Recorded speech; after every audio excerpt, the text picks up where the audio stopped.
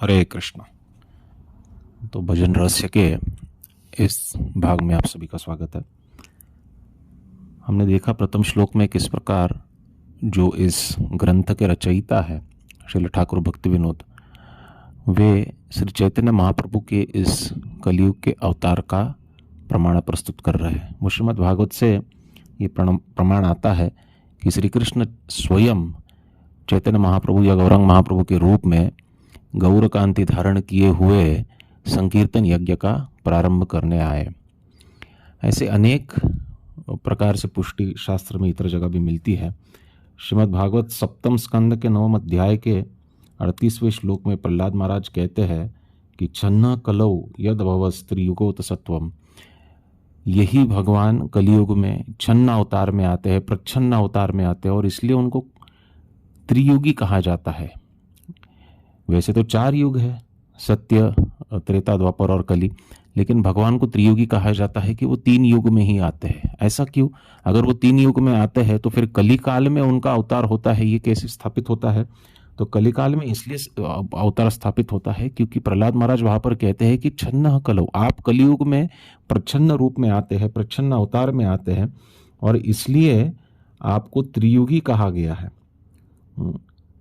श्री चैतन्य चरितामृत में कहा गया है, अतएव त्रियुग करी कही विष्णु नाम, कलियुगे अवतार नाही शास्त्र ज्ञान। इसलिए उनको त्रियुगी कहा गया है क्योंकि कलियुग में भगवान का लीला अवतार नहीं होता है। भगवान केवल नाम का प्रचार करने के लिए और युग धर्म की स्थापना करने के लिए आते हैं। लीला अवतार चूंकि नहीं होता है इसलिए उन्हें त्रियुगी कहा गया है। गोपीनाथ आचार्य चैतन्य चरितामृत में कहते हैं कि कलियुगे लीलावतार न करे भगवान, अतएव त्रियुगी करी कही तार नाम, प्रतियुग करे न कृष्ण युग अवतार, तर्कनिष्ठ हृदय तुम्हारा नाही क विचार। दो गोपीनाथ आचार्य सार्वभौम भट्टाचार्य को समझा रहे हैं कि देखिए भगवान को, सार्वभौम भट्टाचार्य यही आर्ग्यूमेंट पेश कर रहे थे कि भगवान को त्रियुगी कहा जा रहा है, आप कैसे कहते हो कि ये सन्यासी जो है ये भगवान का अवतार है? तो गोपीनाथ आचार्य उनको समझाते हैं कि कलियुगे लीलावतार न करे भगवान, भगवान कलियुग में लीलावतार नहीं करते हैं, इसलिए उन्हें त्रियुग कहा गया है या त्रियुगी कहा गया है। प्रतियुगे करे न कृष्ण युगावतार, भगवान तो भगवदगीता में कहते हैं कि संभवामी युगे युगे। भगवान भगवदगीता में ऐसे थोड़ी कहे कि संभवामी युगे युगे कलियुग को छोड़ के, नहीं। संभवामी युगे युगे का अर्थ है मैं हर युग में आता हूँ। क्यों आता हूँ? धर्म संस्थापनार्थाय, परित्राणाय साधुना विनाशाय च दुष्कृताम, धर्म संस्थापनार्थाय संभवामी युगे युगे, मैं हर युग में आता हूँ। तो गोपीनाथ आचार्य कहते हैं कि प्रतियुगे करे न कृष्ण युग अवतार, तर्कनिष्ठ हृदय तुम्हारा नाही का विचार, लेकिन तुम्हारा जो हृदय तर्क से पूर्ण है, तुम देख नहीं पा रहे हो, इसलिए तुम्हें ये विचार समझ में नहीं आ रहा है। इसी प्रकार आगे चैतन्य चरितामृत में ही मध्य लीला में कहा गया है, राय रामानंद कहते हैं जब महाप्रभु का दर्शन उन्होंने श्री कृष्ण के रूप में किया तो कहते हैं कि पहिले देखिलो तुम्हार सन्यासी स्वरूप, एबे तोमा देखी मुई श्याम गोप रूप, तोमार सम्मुखे देखी कांचन पांचालिका, तार गौरे कांते तोमार सर्व अंग ढाक। तो कहते हैं कि सर्वप्रथम तो मैंने आपका सन्यासी स्वरूप देखा, आपको गौरांग महाप्रभु के रूप में देखा, लेकिन फिर मेरे सामने आपका श्याम गोप रूप आया। पहले गौर सुंदर का दर्शन हुआ, फिर श्याम सुंदर रूप में आपने दर्शन दिया, और केवल श्याम सुंदर रूप में आप अकेले ही नहीं थे। तो कहते कि तुम्हारा सम्मुखे देखी कांचन पांचालिका, और आपके समक्ष, आपके सम्मुख साक्षात श्रीमती राधा रानी का भी दर्शन हुआ। तार गौरे कांते तोमा सर्व अंग ढाका, और फिर मैंने देखा कि वो श्रीमती राधा रानी जो आपके सम्मुख थी और आप श्याम सुंदर के रूप में थे, वो श्रीमती राधा रानी के अंग कांति ने आपके संपूर्ण स्वरूप को ढक लिया, और श्याम सुंदर का जो स्वरूप है वो गौर सुंदर में परिवर्तित हुआ। ये साक्षात राय रामानंद ने दर्शन किया जब महाप्रभु ने उनको दक्षिण भारत की यात्रा पर होते हुए दर्शन दिया था। तो इस अनुभव को राय रामानंद कहते हैं। तो राय रामानंद कौन है? राय रामानंद तो साक्षात विशाखा सखी है ब्रज लीला में। उन्होंने तो भगवान की सारी लीलाओं का साक्षात्कार किया है। लेकिन फिर भी वो अचंभित हो जाते हैं, क्योंकि जब उन्होंने देखा था, ब्रजलीला में भी जो अनुभव किया था, तब भी राधा कृष्ण ही अलग थे। अभी वो देख रहे हैं कि राधा कृष्ण ने उनको दर्शन तो दिया, परंतु वो एक रूप में होकर श्याम सुंदर जो है वो गौर सुंदर के रूप में उनके सामने उपस्थित हुए हैं। तो ये बहुत महत्वपूर्ण उल्लेख है। अब जरा आगे जाकर देखते हैं श्रीमद् भागवत में क्या कहा गया है।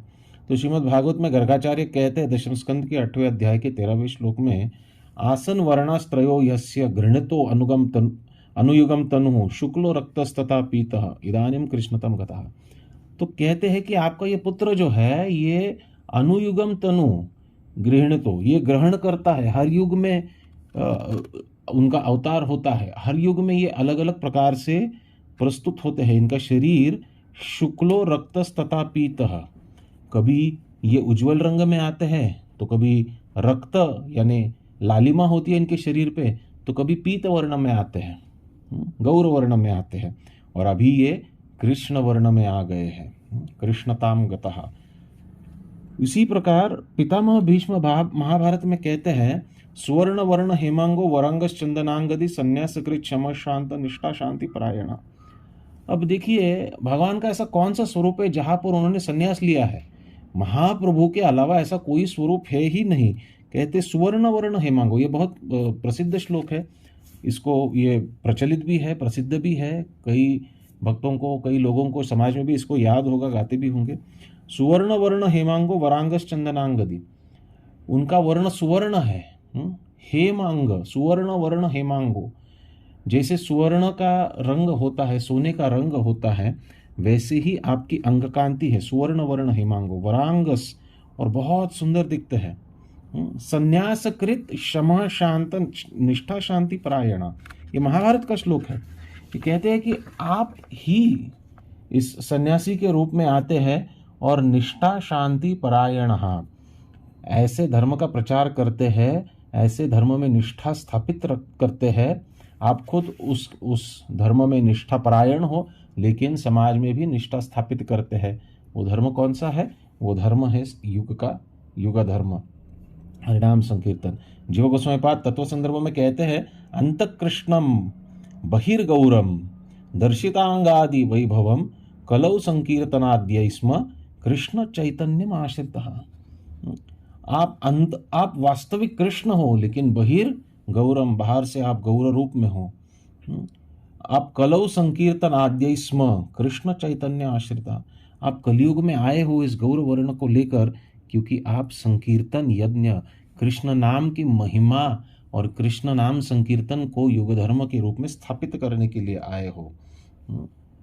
चैतन्य चरितामृत में आगे कहा गया है, राधिकार भाव कांति करी अंगीकार निज रस आस्वादिते करिया छे अवतार। तो श्री राधिका की अंग कांति को धारण करके आप निज भक्ति का रस आस्वादन करने के लिए आए हो। तो इस प्रकार से सर्वप्रथम ये स्थापित किया है ठाकुर भक्ति विनोद ने, अलग अलग रेफरेंसेस देकर, अलग अलग संदर्भ देकर, कि श्री चैतन्य महाप्रभु ही भगवान श्री कृष्ण के कलियुग के अवतार है। जब तक हम इस बात को स्वीकार नहीं करेंगे, तब तक हमें किसी भी प्रकार से प्रभु के नाम में, हरि नाम में, हरे कृष्ण महामंत्र में श्रद्धा उत्पन्न होने का कोई सवाल ही पैदा नहीं होता। जब तक व्यक्ति महाप्रभु के अधिकार को, महाप्रभु के वास्तविक तत्वों को स्वीकार नहीं करता है, महाप्रभु को शरण नहीं जाता है, श्री कृष्ण चैतन्य महाप्रभु को भगवान के कलियुग के अवतार में उनको शरण नहीं जाता है, तब तक भगवान नाम के विषय में गहराई से जान पाना, इनके रहस्य को जान पाना, और कैसे हरिनाम इस युग का ब्रह्म तारक धर्म है, सर्वश्रेष्ठ तारक धर्म है, इसको समझ पाना केवल असंभव है। ये कहते हुए द्वितीय श्लोक में कहते हैं, द्वितीय श्लोक में स्तवावली का एक श्लोक कोट करते हैं और प्रार्थना करते हैं महाप्रभु से कि कृपा करके हमको आश्रय दीजिए। तो श्री शची अष्टक में ये कहा गया है कि निजत्वे गौड़ियान जगति परिगृह्य प्रभुरिमान हरे कृष्णेति एवं गणन विधिना कीर्तयत भो इति प्रायाम शिक्षाम चरण मधुपेभ्य परिदिशान शचीशुनु किम में नयन शरणिम यस्याति पदम। तो कहते हैं कि निजत्वे गौड़ियान, गौड़िया भक्तों को अपने निजजन मानने वाले श्री कृष्ण चैतन्य महाप्रभु हरे कृष्ण महामंत्र के गणन विधि को स्थापित करते हैं। नाम गणना करके नाम जप करने की विधि को वे स्थापित करते हैं। इति प्रायाम शिक्षाम चरण मधुपेभ्य परिदिशान शची शुनु किम में नयन शरणिम यस्याति पदम। ऐसे श्री कृष्ण चैतन्य महाप्रभु जिन्होंने इस युग धर्म का स्थापना की, जो साक्षात भगवान श्री कृष्ण के कलियुगी अवतार है, वो मेरे नयन पथ में मुझे दर्शन कब देंगे। तो श्री कृष्ण चैतन्य महाप्रभु की कृपा को प्राप्त करना ये सर्वप्रथम कार्य, ये इस ग्रंथ का मंगलाचरण है। क्योंकि किसी भी ग्रंथ को स्थापित करते हुए ग्रंथ की विषय वस्तु जो है, इसके महात्म्य को स्थापित करना, उनसे मंगल कामना करना, ये महत्वपूर्ण है। तो ये इस ग्रंथ का मंगलाचरण है। ठाकुर भक्ति विनोद आगे जाकर इस अध्याय में शिक्षाष्टकम का जो पहला श्लोक है, इसके विषय में और गहराई से चर्चा करेंगे। हम आने वाले सत्रों में देखेंगे कि कैसे शिक्षाष्टक के 8 श्लोक जो है, ये श्रद्धा से प्रेम, इन भक्ति के जो 9 स्तर है, इनका प्रतिनिधित्व करते हैं। वैसे ही शिक्षाष्टक के जो 8 श्लोक है, भगवान के जो अष्टकालीय लीला है, जिसे अष्टयाम लीला भी कहते हैं, श्री कृष्ण की जो ब्रज लीला अष्टयाम लीला है, इनका भी प्रतिनिधित्व करते हैं। तो ये सारे जो गहराई है, और आप देखोगे कि हरे कृष्ण महामंत्र में 8 जोड़े हैं। हरे कृष्ण ये एक जोड़ा है, हरे कृष्ण दूसरा, हरे कृष्ण ये एक जोड़ा है। तो हरे कृष्ण कृष्ण कृष्ण हरे हरे, हरे राम राम राम हरे हरे। तो 16 अक्षरी मंत्र है, लेकिन 8 जोड़े हैं।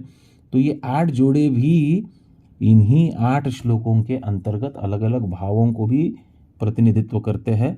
ये संपूर्ण सुंदर रहस्य जो है, ठाकुर भक्ति विनोद इस ग्रंथ में आगे जाकर अधोरेखित करेंगे।